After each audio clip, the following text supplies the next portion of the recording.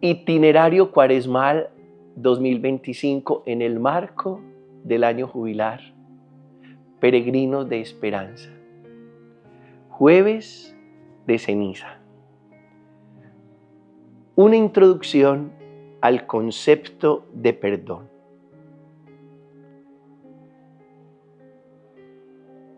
Si el hombre viviera solo, subsanaría sus propios errores, sufriendo en su propia carne las consecuencias y rectificando o no tras comprobar su error.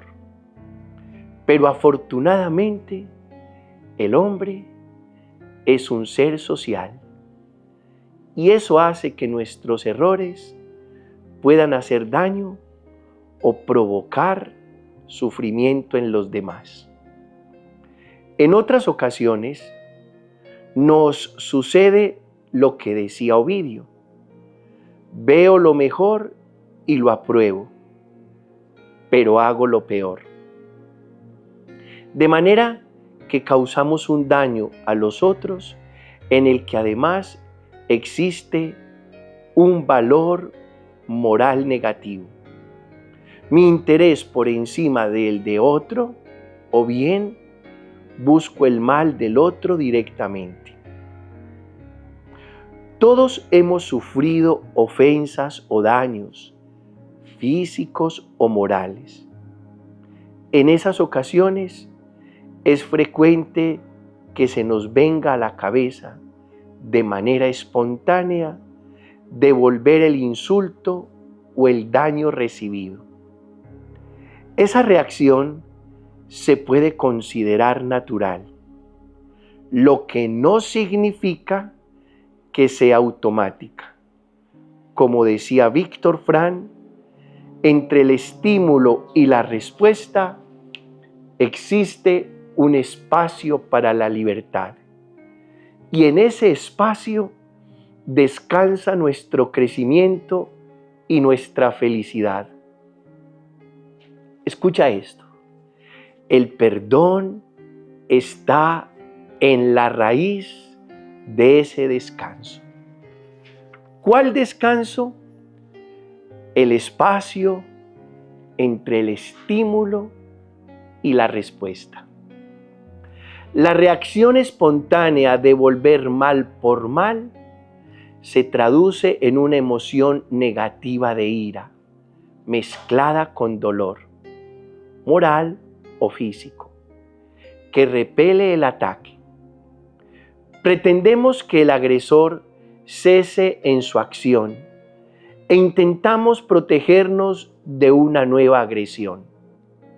En algunas ocasiones nos respondemos de manera activa, pero habitualmente, respondamos o no, sobre todo cuando no respondemos, el dolor por la ofensa recibida suele transformarse en ira, en odio hacia el agresor. Si ese dolor permanece mucho tiempo, se transforma en resentimiento. El odio tiende a permanecer al igual que el amor, por su propia estructura interna, salvo que hagamos algo para mitigarlo o dejemos de alimentarlo. Cuando recibo una ofensa, suele suceder que cualquier nuevo estímulo relacionado con ella me la recuerda y me hace volver intelectual y emocionalmente al lugar del crimen.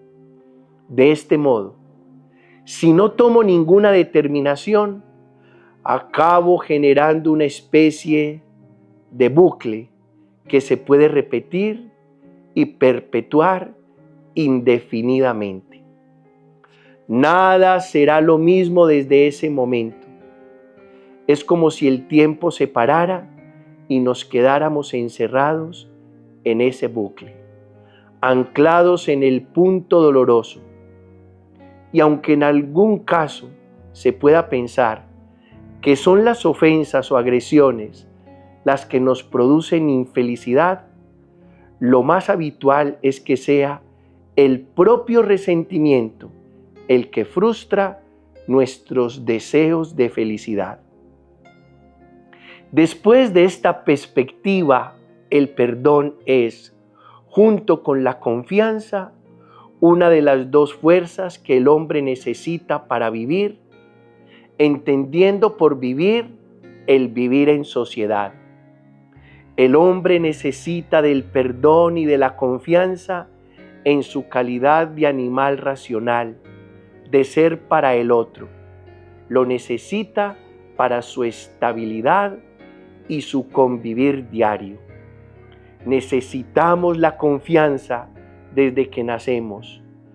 Por su condición limitada, el hombre parte de la inseguridad y la va adquiriendo con la experiencia, con el conocimiento.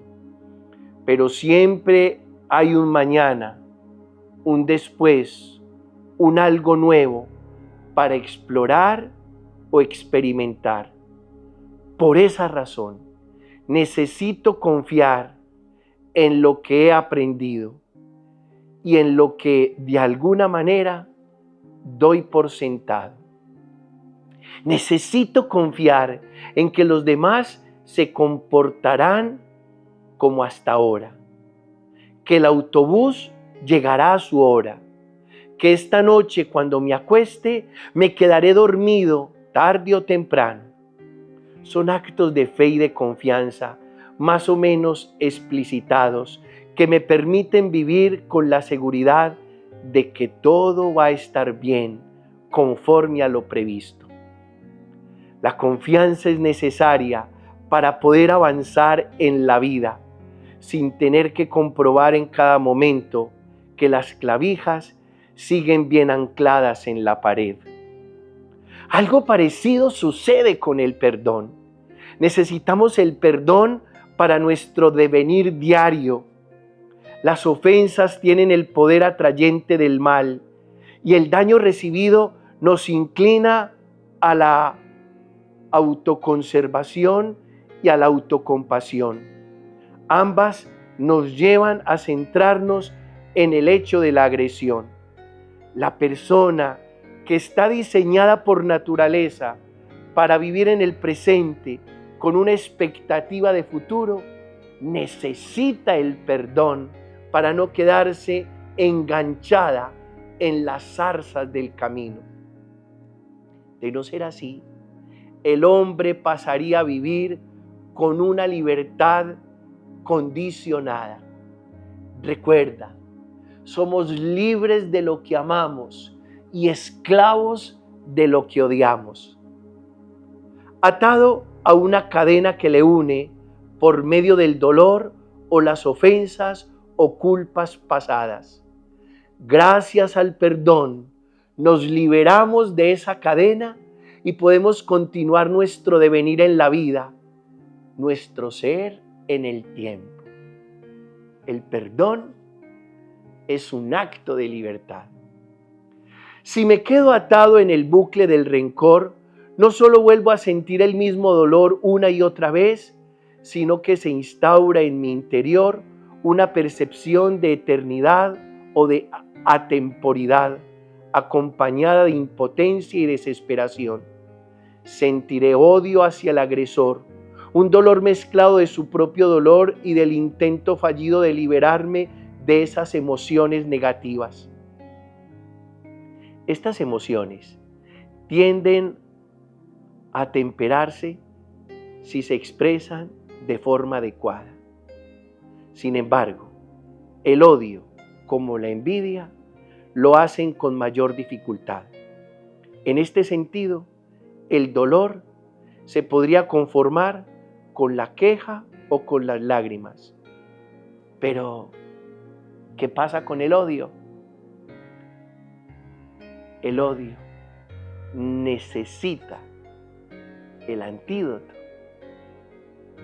el medicamento, el remedio, la terapia del perdón. En un primer momento, lo normal es asociar la agresión recibida con el agresor. ¿Quién ha sido? El odio no se conforma con la expresión de la queja, sino que reclama venganza. Una venganza que, lejos de eliminar el dolor, alimenta su origen. Cuando llega a esa situación, la persona sufriente se encuentra en una situación similar a la de los condenados del último círculo del infierno de la Divina Comedia. Quiere llorar para desahogar su angustia y su pena, pero comprueba con horror que no puede derramar lágrimas. Sin duda, sus lágrimas aliviarían sus penas, pero en cuanto despuntan, se cristalizan y, lejos de aplacar la pena, producen un dolor punzante que aumenta su sufrimiento y, con el tiempo, su desesperación. Tampoco cabría, sería ridículo, una falsa salida, negar las emociones y sentimientos negativos. Esto ocurre, por ejemplo, cuando el agredido pone en marcha un mecanismo de defensa que le lleva a sorprendentes actitudes de identificación con el agresor, o incluso a concluir que quizás la culpa la tuvo él por ingenuo. Al contrario, en esta situación, ¿qué salida le queda a la persona agredida? La venganza. Noto que me duele y que el agresor está ahí. Tendré que disolver esta asociación agresión-agresor si quiero acceder al perdón para el agresor. Parece lógico que el agredido ponga los medios para no seguir recibiendo daño, aunque solamente sea por su instinto natural de supervivencia. Pero ¿es eso lo mismo que devolver agresión con odio? Ya sabemos cómo se desarrollan estas espirales de violencia. Es muy fácil que el agredido se convierta rápidamente en agresor y que los papeles se intercambien. Pasamos del no perdón a la venganza a través del dolor y el odio. La cadena de dolor-odio que ataba al agredido en su mente pasa ahora a atar al agredido con el agresor. Es una dinámica interminable. La ofensa lleva al dolor, el dolor lleva al odio, el odio a la venganza y la venganza a convertirnos de agredidos en agresores. Por eso no queda otro camino más que el perdón. Démosle paso al perdón en nuestra vida, no sea que por vengarnos del agresor terminemos siendo nosotros los agresores. Eso que tanto criticamos en el otro, lo terminemos haciendo nosotros. No queda otro camino. El camino es el perdón. Feliz jueves de ceniza. Dios te bendiga en el Padre, en el Hijo y en el Espíritu Santo.